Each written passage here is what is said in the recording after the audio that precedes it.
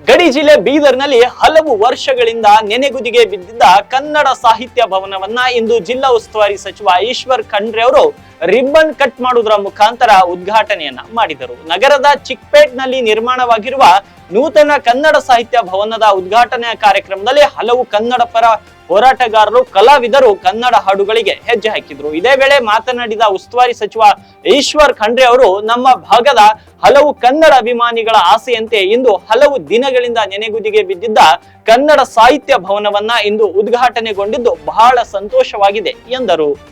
ಖುಷಿ ಆಗ್ತಾ ಇದೆ, ಬಹಳ ಹೆಮ್ಮೆಯ ಸಂಗತಿ ಇದೆ.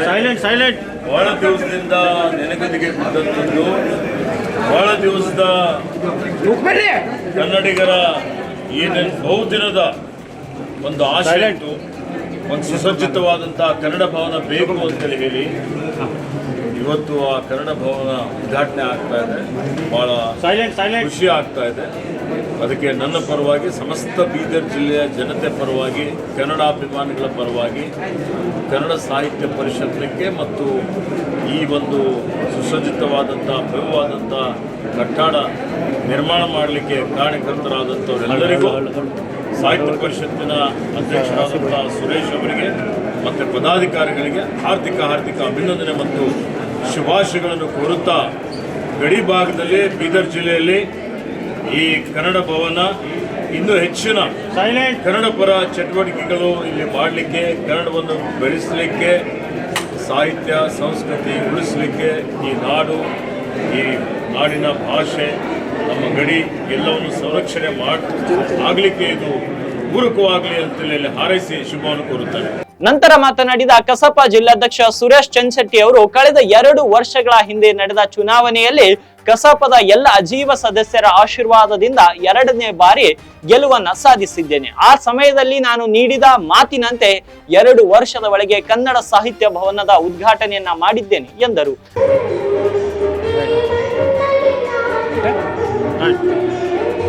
ಸಿರಿಗನ್ನಂ ಗೆಲ್ಗೆ ಇವತ್ತು ಬೀದರ್ ಜಿಲ್ಲೆಯ ನಮ್ಮೆಲ್ಲ ಕನ್ನಡ ಸಾಹಿತ್ಯ ಪರಿಷತ್ತಿನ ಆಜೀವ ಸದಸ್ಯರಿರ್ಬೋದು, ಕಲಾವಿದರಿರ್ಬೋದು, ಸಾಹಿತಿಗಳಿರ್ಬೋದು, ಸಮಸ್ತ ಕನ್ನಡ ಬಾಂಧವರ ಸುಮಾರು 5 ದಶಕಗಳ ಕನಸು ಇವತ್ತು ನನಸಾಗಿದೆ ಅನ್ನೋ ಮಾತನ್ನು ಈ ಸಂದರ್ಭದಲ್ಲಿ ನೆನಪುತ್ತಾ ನಿಜವಾಗ್ಲೂ ಇವತ್ತು ಬಹಳ ಸಂತಸ ಮತ್ತು ಸಂಭ್ರಮದ ದಿನ ಅಂತೇಳಿ ಈ ಸಂದರ್ಭದಲ್ಲಿ ನಾನು ಭಾವಿಸಿದ್ದೆ.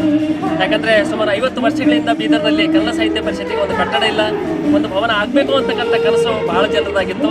ಈ ಹಿಂದಿನ ನಮ್ಮೆಲ್ಲ ಕನ್ನಡ ಸಾಹಿತ್ಯ ಪರಿಷತ್ತಿನ ಜಿಲ್ಲಾಧ್ಯಕ್ಷರು ಅವರೇ ಆದ ರೀತಿಯಲ್ಲಿ ಅನೇಕ ಶ್ರಮಗಳನ್ನು ಹಾಕಿದ್ರು ಸಹ ಕನ್ನಡ ಭವನವನ್ನು ನಿರ್ಮಾಣ ಮಾಡಲಿಕ್ಕೆ ಅನೇಕ ಅಡೆತಡೆಗಳು ಬಂದಿರುವ ಕಾರಣ ಅದು ಮಾಡೋಕ್ಕಾಗಲಿಲ್ಲ. ಆದರೆ ನಾನು ಸುದೈವ ಅಂತ ಈ ಸಂದರ್ಭದಲ್ಲಿ ಭಾವಿಸಿದ್ದೀನಿ. ಯಾಕಂದರೆ ಬೀದರ್ ಜಿಲ್ಲೆಯ ಸಮಸ್ತ ನಮ್ಮ ಆಜೀವ ಸದಸ್ಯರ ಒಂದು ಆಶೀರ್ವಾದದಿಂದ ನಾನು ಕಳೆದ ಸಲ ಕನ್ನಡ ಸಾಹಿತ್ಯ ಪರಿಷತ್ತಿನ ಅಧ್ಯಕ್ಷನಾಗಿದ್ದಾಗ ಒಂದು ಮಾತನ್ನು ಹೇಳಿದ್ದೆ, 6 ತಿಂಗಳ ಒಳಗಾಗಿ ಒಂದು ವೇಳೆ ನಿವೇಶನವನ್ನು ಮಾಡದಿದ್ದರೆ ಕನ್ನಡ ಸಾಹಿತ್ಯ ಪರಿಷತ್ಗೆ ರಾಜೀನಾಮೆ ಕೊಟ್ಟು ಹೊರಗೆ ಹೋಗ್ತೀನಿ ಅಂತೇಳಿ ಅಂದುಕೊಂಡಂತೆ ಕಳೆದ ಸಲ ನಾನು 6 ತಿಂಗಳ ಒಳಗಾಗಿಯೇ ಇಲ್ಲಿ 1 ಎಕರೆ ನಿವೇಶನವನ್ನು ಪಡೆಯುವಂಥ ಕೆಲಸಗಳನ್ನು ಮಾಡಿದ್ದೆ. ಅದಾದ ನಂತರ ಅನೇಕ ಮೂಗರ ಮುಖ್ಯಮಂತ್ರಿಗಳು ಬೇರೆ ಬೇರೆ ಸರ್ಕಾರ ಬಂದ ಸಲುವಾಗಿ ಅನುದಾನ ಬರದೇ ಕಾರಣ ಅದು ಹಾಗೆ ಉಳ್ಕೊಂಡು ಬಿಟ್ಟಿತ್ತು.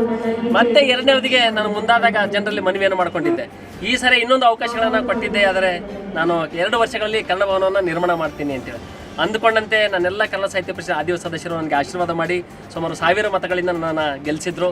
ಅದನ್ನು ನಾನು ಮತ್ತೆ 2 ವರ್ಷಗಳಲ್ಲಿ ಯಾವ ಮಾತನ್ನು ಆಡಿದ್ದೀನೋ ಅದು ಅಂದುಕೊಂಡಂತೆ ಇವತ್ತು ಇಷ್ಟೊಂದು ಭವ್ಯವಾದ ಕಟ್ಟಡವನ್ನು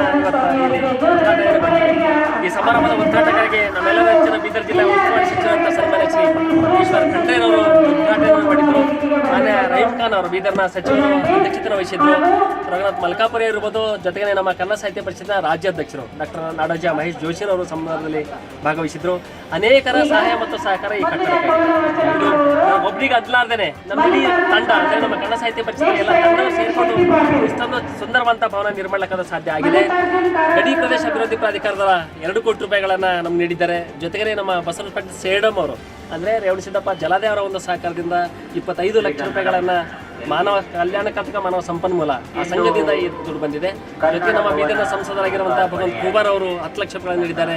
ರಹೀಂ ಖಾನ್ ಅವರು ಕೂಡ 10 ಲಕ್ಷ ರೂಪಾಯಿಗಳನ್ನು ನೀಡಿದ್ದಾರೆ. ವಿಧಾನ ಪರಿಷತ್ನ ಸದಸ್ಯರಾಗಿರುವಂತಹ ಮಲ್ಕಾಪುರಿ ಅವರು 5 ಲಕ್ಷ ರೂಪಾಯಿಗಳನ್ನು ನೀಡಿದ್ದಾರೆ. ಇವರೆಲ್ಲ ಜೊತೆನೆ ಇನ್ನು ಕನ್ನಡ ಸಾಹಿತ್ಯ ಪರಿಷತ್ಗೆ ಖಾಸಗಿ ವ್ಯಕ್ತಿಗಳು ಕೂಡ ನಾವು ಕೈ ಜೋಡಿಸ್ತೀವಿ ಅಂತ ತಿಳ್ಕೊಂಡು ನಮ್ಮ ಪೂಜ್ಯ ಹಾರ್ಕೊಂಡ ಶ್ರೀಗಳು 2 ಲಕ್ಷ ರೂಪಾಯಿಗಳನ್ನು, ಬಸವರಾಜ್ ಧನ್ನೂರು ಅವರು 1 ಲಕ್ಷ ರೂಪಾಯಿಗಳನ್ನು ನೀಡಿದ್ದಾರೆ. ಜೊತೆಗೆ ನನ್ನ ಪ್ರೀತಿಯ ಸ್ನೇಹಿತ ಹನುಮಂತ ಬುಳ್ಳ 11,000 ರೂಪಾಯಿ ನೀಡಿದ್ದಾರೆ. ಶಿವಾನಂದ ಪಾಟೀಲ್ 21 5,000 ರೂಪಾಯಿ ನೀಡುವ ಮೂಲಕ ಇಲ್ಲೆಲ್ಲ ಫ್ಯಾನ್ಗಳನ್ನ ಅವರು ದೇಣಿಗೆ ಕೊಟ್ಟಿದ್ದಾರೆ. ಈ ರೀತಿ ಹಲವಾರು ಜನ. ಅದ್ರ ಜೊತೆ ಗುರುಮ ಸಿದ್ದರೆಡ್ಡಿ ಅವರು 1 ಲಕ್ಷ ರೂಪಾಯಿಗಳನ್ನ ಅವರು, ಬಾಲಾಜಿ ಬಿರಾದಾರ್ ಅವರು 50,000 ನೀಡ್ತೀನಿ ಅಂತ ಹೇಳಿದ್ದಾರೆ. ಇವರೆಲ್ಲರ ಸಹಕಾರದಿಂದ ಇಷ್ಟೆಲ್ಲ ಕೆಲಸಗಳನ್ನ ಇಲ್ಲಾಗಿದೆ. ಈಗಾಗಲೇ ನಿಮ್ಗೆ ಗೊತ್ತಿರುವ ಹಾಗೆ ಕೆಳಗೆ ಒಂದು ಸುಸಜ್ಜಿತವಾದಂಥ ಒಂದು ದಾಸೋಹ ಭವನ ಇದೆ, ಅದ್ರ ಜೊತೆನೆ ಒಂದು ಆರ್ಟ್ ಗ್ಯಾಲರಿ ಇದೆ, ಅದ್ರ ಜೊತೆನೆ ಒಂದು ಗ್ರಂಥಾಲಯ ಇದೆ. ಬೇರೆ ಕಡೆಯಿಂದ ಬರುವಂತ ನಮ್ಮ ಅತಿಥಿಗಳಿಗೆ ಇಲ್ಲಿ 4 ವಸತಿ ಕೋಣೆಗಳದವ. ಜೊತೆಗೆ ಕಲಾವಿದರಿಗೆ ಅಂತೇಳಿ 2 ಡಾರ್ಮೆಟ್ಗಳ ದೊಡ್ಡ ಕೋಣೆಗಳನ್ನ ಇಲ್ಲಿ ಮಾಡಿದ್ದೀವಿ. ಜೊತೆಗೆ ಒಂದು 500 ಜನ ಕೂಡುವಂತ ಇಲ್ಲಿ ವಿಶೇಷವಾದಂಥ ಒಂದು ಸಭಾಭವನವನ್ನ ಇಲ್ಲಿ ನಿರ್ಮಾಣ ಮಾಡಿದ್ದೇವೆ. ನಿಜವಾಗ್ಲೂ ಈ ಸಂದರ್ಭದಲ್ಲಿ ನಮ್ಮ ಬೀದರಿನ ನಮ್ಮೆಲ್ಲರ ನೆಚ್ಚಿನ ಜನಪರ ಮತ್ತು ಜೀವಪರ ಕಾಳಜಿಯ ಸನ್ಮಾನ್ಯ ಜಿಲ್ಲಾಧಿಕಾರಿ ಅಂತ ಗೋವಿಂದ ರೆಡ್ಡಿ ಸರ್ ಅವರಿಗೆ ನಾನು ವಿಶೇಷವಾದ ಧನ್ಯವಾದ ಮತ್ತು ಕೃತಜ್ಞತೆಗಳನ್ನು ಸಲ್ಲಿಸ್ತೇನೆ. ಯಾಕಂದ್ರೆ ಈ ಕಟ್ಟಡವನ್ನ ನಮಗೆ ವಹಿಸೋದು ಇರ್ಬೋದು ಮತ್ತು ಸಣ್ಣ ಸಣ್ಣ ಪುಟ್ಟ ಏನೇ ಕೆಲಸಗಳಿರಲು ಯಾವುದಕ್ಕೂ ಒಂದು ಕ್ಷಣವನ್ನ ತಡ ಮಾಡಲಾರ್ದೇನೆ ಇಡೀ ಕನ್ನಡ ಸಾಹಿತ್ಯ ಪರಿಷತ್ತಿನ ಭವನದ ನಿರ್ಮಾಣಕ್ಕೆ ಅತ್ಯಂತ ರೀತಿಯಲ್ಲಿ ನಮಗೆ ಸಹಕಾರ ನೀಡಿದ್ದಾರೆ. ಮಾನ್ಯ ಜಿಲ್ಲಾಧಿಕಾರಿಗಳಿಗೂ, ಪೊಲೀಸ್ ವರಿಷ್ಠಾಧಿಕಾರಿಗಳಿಗೂ, ನಮ್ಮ ಜಿಲ್ಲಾ ಪಂಚಾಯತ್ ಮುಖ್ಯ ಕಾರ್ಯನಿರ್ವಹಣಾಧಿಕಾರಿಗಳು ಸೇರಿದಂತೆ ಎಲ್ಲ ಅಧಿಕಾರಿಗಳಿಗೂ, ನಗರಸಭೆ ಇರ್ಬೋದು, ಉಳಿದಂತ ಎಲ್ಲ ಇಲಾಖೆಗಳು, ಅವರೆಲ್ಲರಿಗೂ ನಾನು ವಿಶೇಷವಾದ ಧನ್ಯವಾದ ಮತ್ತು ಕೃತಜ್ಞತೆಗಳನ್ನು ಸಲ್ಲಿಸ್ತೇನೆ. ಕನ್ನಡ ಸಾಹಿತ್ಯ ಪರಿಷತ್ನ ರಾಜ್ಯಾಧ್ಯಕ್ಷ ಮಹೇಶ್ ಜೋಶಿ, ಪೌರಾಡಳಿತ ಸಚಿವ ರಹೀಂ ಖಾನ್, ಭಾಲ್ಕಿ ಸಂಸ್ಥಾನ ಮಠದ ಬಸವಲಿಂಗ ಪಟ್ಟದೇವರು, MLC ರಘುನಾಥ್ ಮಲ್ಕಾಪುರಿ ಸೇರಿದಂತೆ ಹಲವರು ಕಾರ್ಯಕ್ರಮದಲ್ಲಿ ಭಾಗಿಯಾಗಿದ್ದರು.